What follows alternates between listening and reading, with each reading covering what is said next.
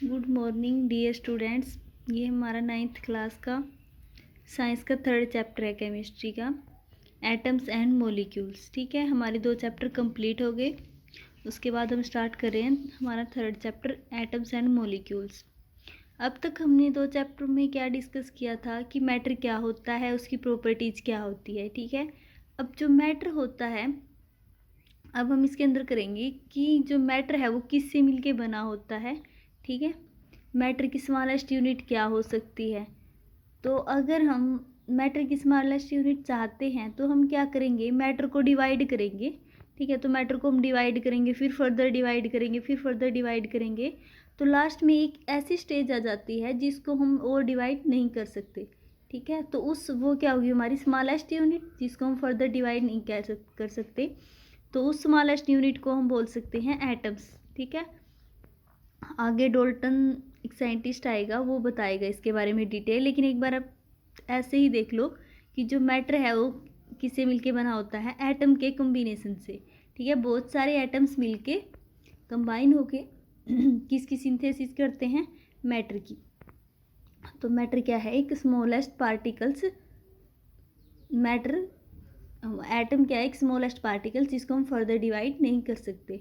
ठीक है, तो उसके बाद 2 इम्पोर्टेंट लॉ आए। ठीक है, उस हमारा जो फर्स्ट लॉ है वो है law of conservation of mass. Law of conservation of मास के अंदर क्या है, एक सबसे पहले हम एक एक्टिविटी से देखते हैं, उसके बाद हम इसकी स्टेटमेंट देखेंगे। तो हम क्या ले लेते हैं, एक कोनिकल फ्लास्क ले लेते हैं। इस कोनिकल फ्लास्क के अंदर क्या है, हमारे 2 टाइप के सॉल्यूशन के अंदर 2 कंपोनेंट है, एक्स और वाई। ठीक है, तो हमारा जो सॉल्यूशन एक्स है वो हमने ले लिया कोनिकल फ्लास्क के अंदर। ठीक है, सॉल्यूशन एक्स ले लिया हमने कोनिकल फ्लास्क के अंदर, और वाई ले लिया हमने एक इग्निशन ट्यूब ले ली। ठीक है, एक छोटी सी टेस्ट ट्यूब इग्निशन वो ले ली, उसके अंदर हमने क्या डाल दिया, वाई का सॉल्यूशन। उस इग्निशन ट्यूब को इसके अंदर हम थ्रेड की हेल्प से हैंग कर देते हैं, और जो कोनिकल फ्लास्क है हमारी, इसको क्या कर देते हैं हम, कॉर्क से कवर। फिर हम क्या करेंगे, इसका हमने कोनिकल फ्लास्क में एक सॉल्यूशन एक्स लिया, एक इग्निशन ट्यूब है उसमें अलग से हमने क्या लिया, सॉल्यूशन वाई, दोनों विदाउट मिक्सिंग। ठीक है, विदाउट मिक्सिंग क्या करेंगे, हम इसका वेट करेंगे दोनों का कंप्लीट। इस फ्लास्क का हम क्या करेंगे, वेट करेंगे। अब क्या होगा, वेट करने के बाद कुछ टाइम के बाद हम क्या करेंगे, जो इग्निशन ट्यूब है इसको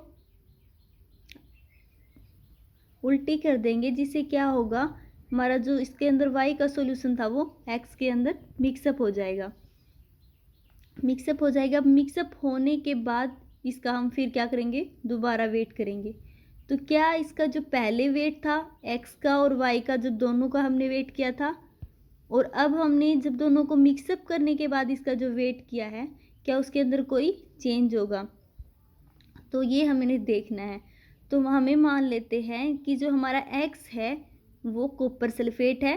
ठीक है, जो कितना है, 1.25 ग्राम। लेकिन जो हमारा वाई कंपोनेंट है वो क्या है, सोडियम कार्बोनेट। सोडियम कार्बोनेट कितना ले लिया हमने, 1.43। अब एक्स हमने ले लिया 1.2 ग्राम इसके अंदर, और वाई क्या ले लिया हमने, सोडियम कार्बोनेट 1.43 ग्राम। पहले हमारा इन दोनों का वेट कितना आया, इन दोनों का टोटल वेट है वो 2.68 था। ठीक है, जब दोनों का, इसका अलग वेट किया था, इसका अलग वेट किया था, तो मान लीजिए हमारा जो इनके अंदर केमिकल रिएक्शन मिक्सअप होने से पहले इनका जो वेट था वो कितना था, 2.68। अब क्या करेंगे, जब ये मिक्सअप होंगे तो वो क्या बनाएंगे, एक नया केमिकल कंपाउंड। ठीक है, मान लीजिए यहाँ ए बी बना लिया, एक्स और वाई दोनों ने मिलके। तो जो ए बी का जो टोटल वेट है मिक्सर का, ठीक है, मिक्सअप होने के बाद जो वेट है वो भी कितना होगा, 2.68। तो कोई भी केमिकल रिएक्शन है, मान लीजिए कोई रिएक्टेंट है ए, केमिकल रिएक्शन के अंदर क्या होता है, रिएक्टेंट आपस में कंबाइन होके बनाते हैं प्रोडक्ट। अब रिएक्टेंट का जो वेट है और जो प्रोडक्ट का जो वेट है, वो दोनों का वेट क्या होता है, इक्वल। तो जो हमारा, हम बोल सकते हैं वेट से मतलब मास, ए का जो मास है रिएक्शन होने के बाद जो मास होगा वो क्या होगा, दोनों का सेम। तो कोई भी केमिकल रिएक्शन है, ठीक है, उसमें जो मास ऑफ रिएक्टेंट इक्वल होता है मास ऑफ प्रोडक्ट, ठीक है। मान लीजिए ये है x प्लस वाई, ये क्या है हमारी रिएक्टेंट, ये आपस में मिक्सअप होकर बनाते हैं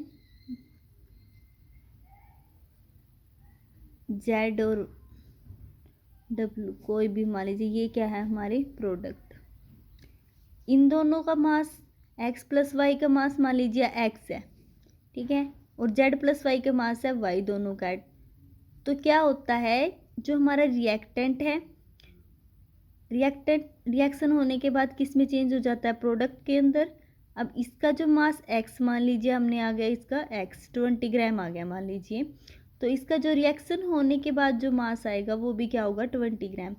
तो हम बोल सकते हैं कि जो मास है, mass of reactant is always equal to the mass of product. तो कोई भी केमिकल से रिएक्शन होती है तो उसके अंदर हमारा क्या है, मास चेंज नहीं होता। तो उसी को बोलते हैं लॉ ऑफ कंजर्वेशन ऑफ मास, ठीक है। कंजर्वेशन ऑफ मास क्या है कि मास हमारा हमेशा कांस्टेंट रहता है, ना तो हम मास को क्रिएट कर सकते हैं, ना ही हम मास को डिस्ट्रॉय कर सकते हैं। Law of conservation of energy अभी तक शायद आपने पढ़ा नहीं, उसके अंदर भी यही आता है कि एनर्जी को ना हम क्रिएट कर सकते, ना हम डिस्ट्रॉय कर सकते, बट हम उसको एक फॉर्म से दूसरी फॉर्म के अंदर कन्वर्ट कर सकते हैं। तो हम law of conservation of mass की भी एक तो हम ये डेफिनेशन कर लेंगे, the mass of reactant is always equal to the mass of product, ठीक है। या फिर ये बोल सकते हैं, it states that mass can neither be created nor be destroy in a chemical reaction.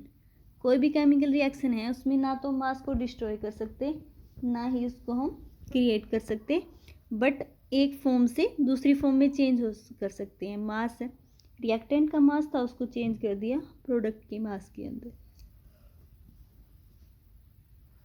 ठीक है बच्चे। ये था हमारा फर्स्ट लॉ की, लॉ ऑफ कंजर्वेशन ऑफ मास। उसके बाद आता है second, law of constant proportion, ठीक है, कांस्टेंट प्रोपोर्शन। अब देखो, पिछले चैप्टर में हमने पढ़ा था कंपाउंड क्या होता है। तो कंपाउंड क्या था, जब 2 और मोर एलिमेंट्स कंबाइन होते हैं फिक्स प्रोपोर्शन के अंदर, ठीक है। फिक्स प्रोपोर्शन के अंदर जब 2 और मोर एलिमेंट्स कंबाइन होते हैं तो वो क्या बनाते हैं, कंपाउंड। तो इसमें भी सेम कंपाउंड के ही बेस पे है ये डिपेंड भी। इन ए केमिकल सब्सटेंस, कोई भी केमिकल सब्सटेंस है तो the elements are always present in a definite proportion by mass. तो उसके अंदर कोई भी केमिकल सब्सटेंस है या फिर कोई कंपाउंड है तो उसके अंदर क्या होता है, जो एलिमेंट्स होते हैं वो हमेशा एक डेफिनेट प्रोपोर्शन में प्रेजेंट होंगे मास से। मान लीजिए, अब हम देखो एग्जाम्पल करेंगे, उसके बाद ये डेफिनेशन समझ में आएगी। मान लीजिए कंपाउंड है H2O, ठीक है, वाटर। अब वाटर के अंदर क्या होता है, रेशियो 1:8, हाइड्रोजन 1 रेशियो में होगा तो ऑक्सीजन कितनी होगी, 8। ओवरऑल इसको ये क्या बोलते हैं, टोटल हो गया ये 9 ग्राम। तो 9 ग्राम कंपाउंड के अंदर 1 ग्राम हमेशा हाइड्रोजन होगी और 8 ग्राम हमेशा ऑक्सीजन होगी, ठीक है। तो वाटर क्या है, वो सी वाटर हो, नॉर्मल वाटर हो, मिनरल वाटर हो, तो सभी के अंदर क्या होता है, ये सेम प्रोपोर्शन होता है कि 9 ग्राम वेट होता है, उसका मास होता है, और उसके अंदर हमेशा 1 ग्राम तो हाइड्रोजन होगी और 8 ग्राम ऑक्सीजन होगी, ठीक है। तो क्या बोल सकते हैं कि कोई भी केमिकल सब्सटेंस है उसके अंदर हमेशा डेफिनेट प्रोपोर्शन के अंदर क्या होंगे, एलिमेंट्स प्रेजेंट होंगे, जैसे इसके अंदर हाइड्रोजन और ऑक्सीजन। उसके बाद हम सेकंड एग्जांपल देखते हैं, अमोनिया, ठीक है। अमोनिया का फॉर्मूला हो गया NH3। तो इसके अंदर जो रेशियो है वो क्या है, 14:3। तो इसके अंदर हम बोल सकते हैं कि 17 ग्राम में से 14 ग्राम हमेशा क्या होगी, नाइट्रोजन, और 3 ग्राम क्या होगी, हाइड्रोजन। तो या वो अमोनिया किसी भी सोर्स से लिया गया हो, ठीक है, कैसे भी प्रिपेयर किया गया हो, इसका जो प्रोपोर्शन है वो क्या होता है, हमेशा फिक्स। 14 ग्राम हमेशा नाइट्रोजन होगी और 3 ग्राम क्या होगी हमारी हाइड्रोजन, ठीक है।